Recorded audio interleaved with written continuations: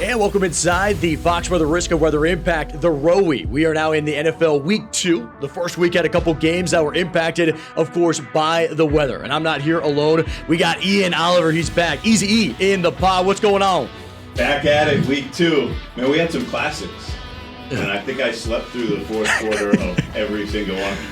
Yeah, some classics, and we got to talk about the very first game. Just like we saw the prior season, we had Cowboys-Eagles that we were locked in on. That was impacted with a major delay. The question is, what does Week 2 look like? Let's dive into it right now, looking at the Thursday night game as we get into the Commanders going up to the Packers up in Lambeau Field. I mean, it doesn't get any better than this, Ian, when you're talking weather-wise, especially for early in the season. Is this the NFC title game preview at Lambeau in Week 2? Everyone was saying that about the Packers, that maybe there was too much hype. Yeah. And then they went out and looked really good in Week 1. Well, the forecast for this, at least, Steve, looks really good. The ROWI low category. This is the one, if you're a season ticket holder, I guess a shareholder up in Green Bay, you'll be thinking about this one in December when things don't look when you're frozen and you're huddled and you're looking through the fur coat and you only see in this. No, this is going to feel so much better. To your point, though, I think the weather is going to be just as good as the game. Full playbook on display. They're not holding back as you're watching Jaden Daniels and Jordan Love. Let's get into another matchup. We're going into Sunday now. We're heading out towards Baltimore, and the Ravens a little pissed off, and I would not want to be the Browns because they're about to unleash some punishment. This is one of the aforementioned fourth quarters that I slept through, and I woke up and I had like 10 text messages saying this game was a classic. But you got to feel as though, I mean, the Browns wouldn't get away too. Yeah. So these are two teams that aren't feeling so good after Week 1. At least they've got really nice conditions in Baltimore to.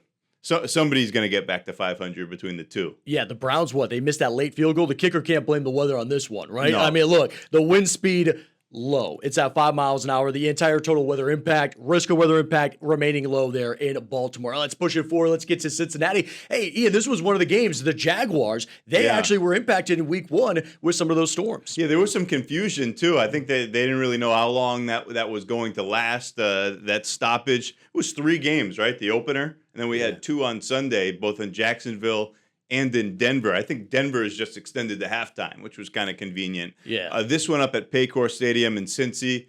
I started Joe Burrow and Chase Brown. I somehow won in fantasy last week. Let's go. I'm hoping for more out of both of them come this weekend. Yeah, we're looking at this. This is a great point. You brought up fantasy. Obviously, we were addressing the risk of weather impact. It looks like you're starting these guys. Of course, this week you're not worried about the weather. We do have some matchups, though. At the end, we're going to be talking about a game that will potentially be impacted. Reminder, we are recording this on a Tuesday. We're doing early outlook. That way you can make those adjustments, whether you're betting on it, whether you're just a fan, or if you're doing fantasy. Talk about the Bills. Of course, they're the ones with the Ravens. They looked good. I mean, when I say they, I mean Josh Allen looked like he carried that entire team. They all looked good, to be honest.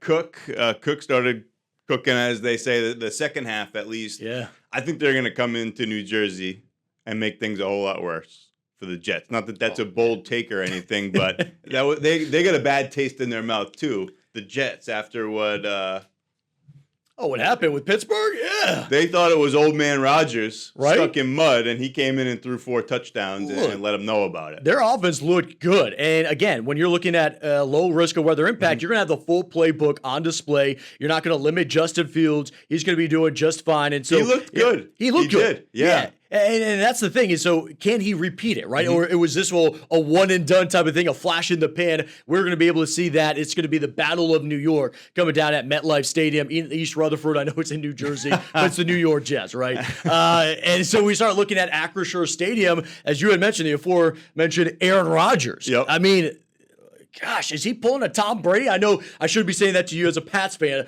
but the age not limiting him at all right now. I wouldn't say at all. His arm, there was never any questions about, right? Yeah. Now that he's getting some protection, he's not being asked to move so much. We're seeing what he can do. Yeah. And he has DK Metcalf now. That helps. Yeah. This is a really good forecast here. Comfortable temperatures, mid-70s. You've got some sunshine. we'll see how this one goes. And by the way, for everybody that's listening to this or you're watching on YouTube, this is because of the Omega block, right? We're having something that's going to be setting up, and that really allows coast to coast, some cooler conditions. But in the plains and into the Midwest, some things are going to warm up, and maybe we could see that here when you're starting to look at Nissan Stadium in Nashville. This is that spot that's under the dominating high pressure we talk about, Ian, and so this is where temperatures could be a little bit warmer. And the Titans, Dr. ROWI's boy over here, the Miami boy, Cam Ward, you look good, though. He did. He made some great throws. Obviously, they didn't get the result they were looking for. They need to put us in. The Rams, come on. The Rams got a nice victory, so they're going to try to go to Middle Tennessee and keep it undefeated. I think you have to put an asterisk next to this game, by the way, because you're looking at the temperatures right now. I mean, we're in the mid-90s by the end of the game. I mean, that's cooking. That's pretty hot, especially for Nashville. Switch this one over to the ROWI meter so we can talk a little bit about that because the wind is down. We know that there isn't precipitation. So those two factors are keeping this as a low ROWI. Barely. Look at that temperature impact, 4.1. Yeah. And it'll be interesting to see the humidity, right? When you talk about Northern Tennessee, is it enough? All right, we're seeing the dew points get into the 60s and 70s, where now you're actually feeling it, and it's really actually elevating the air temperature from the 90s into the lower hundreds. That would make it definitely something that we would elevate this type of impact, especially early in the season. This is a nice opportunity to make the point about our ROWI equation, too, which exists. Yeah. And amongst the historical analysis that we did at Fox Weather, that Dr. ROWI did, temperature impacts the game the least of these three factors. They're all they're all impactful. Yeah. But if one of these was going to be at a 4.1, point being that if it was wind or precip at a 4.1, this would probably be up into a medium ROWI. Yeah. One thing to note, though, with temperature, it does impact everybody, right? So we start looking at wind impact. That's going to impact the quarterback and the kickers and punters. Rain impacts usually everybody. Temperature, same thing when you think about especially the guys in the trenches, right? And the big boys up front, they're going to be feeling it towards the second half. When you have, 3 or 4 hours in and you're trying to make that final push, that's something to watch for. But to your point, it's great to kind of bring that up because we see a low risk of weather impact. We're thinking, okay, this is going to be just fine, but it's because the temperature is weighted a little bit less. Yeah. That's something to look at. We could start seeing maybe some, even potentially some cramping early in the season. We'll keep an eye on it. Remember, this is the early outlook. This is another big game, of course, going out to Arrowhead. Favorable conditions and temperatures here. They're still under that Omega blocking pattern. This is where it could kind of increase. This one is fringy, medium ROWI too. So to your point, we're recording this on a Tuesday. We'll follow up. We'll watch. There are some breezes. I mean, you've got Hurts and Mahomes here. I don't think that are especially concerned. This is hot though. It's the late afternoon game on a Sunday in KC. Temperatures up around 90 degrees at kickoff. Same things we were just talking about to consider. Yeah, but it's flipped, right? Because we look at hot at the start and then cooling off. Yep. So that's where we start kind of looking at, okay, early on, you're coming out of the locker room, you're hydrated. You could push through maybe some of this type of heat, and you got a little bit of a breeze, as you had mentioned. That's good to pick up, a 10-mile-per-hour breeze, but it's coming out of actually the south. So that's actually ushering in some of that warmth and humidity, but really in Kansas City, you're not feeling it. We're kind of making a lot about the temperatures right now. Let's get into the game that we're really watching closely, and both of you and I, you got something a little bit on this, right? I'm the Miami Dolphins guy here, growing up in South Florida, and you, of course, the Pats guy. Both teams trying to get a W. That's it. Yeah. Week one was disappointing. So, I was saying it nicely. Yes. For the Dolphins, what happened? I was talking about the Patriots. I don't have anything good to say about whatever that was Me with the Dolphins. They should be relegated. Right? Yeah, that was ugly. Yeah. But they've got some time, I'm sure. I mean, you're the one who played. I can't imagine what that was like in the film room this week, showing tape of, again, that mess. Patriots let one get away. They didn't play bad. They didn't play great. But they're going to want to get on track. It's a division game we're talking about here. And it's what you expect in South Florida, middle of September.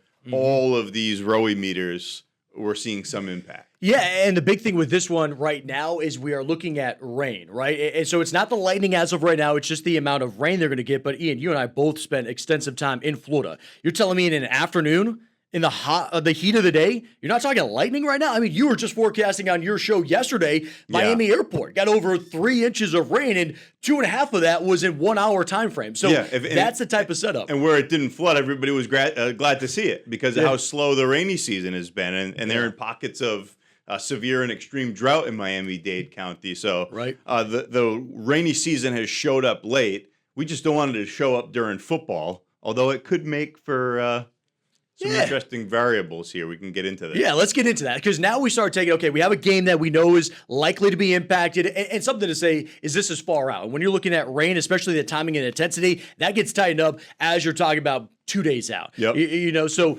we'll give you a bonus episode later in the week, hopefully on this. But looking at it right now, it has been the East Coast of Florida that has taken the brunt of it. And we start thinking about your guy, Drake May. What's that going to be like if he is playing in the rain? Right. The sample size here is one game.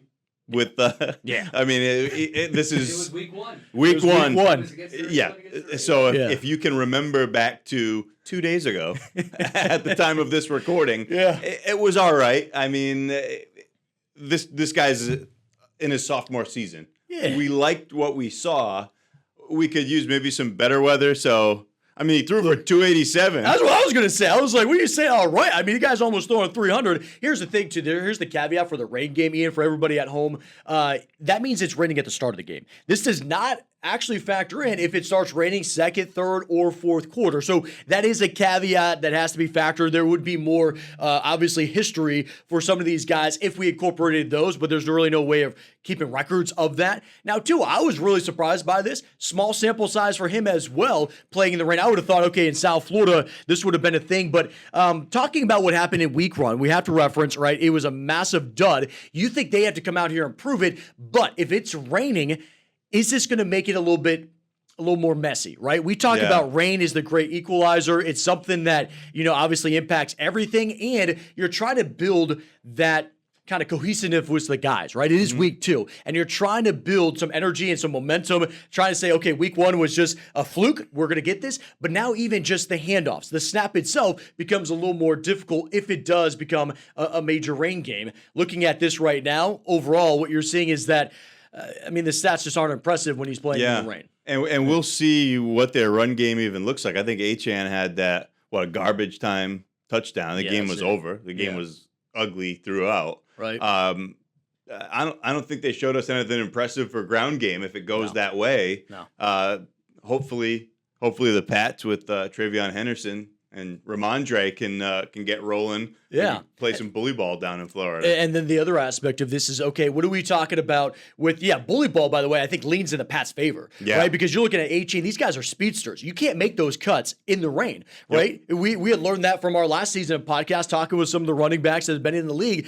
You know where you're going, but your plant foot, it gets a little dicey at times. Let's talk about this because this is where fantasy is a big thing. Yep. These guys, Stephon Diggs, and the next guy we're going to talk about, Tyreek Hill, 99% of the leagues are starting these guys. Now, do you start them in the rain? I was really surprised by this, Ian. Stephon Diggs actually not showing much of an impact overall with his rain stats. He's that dude, though.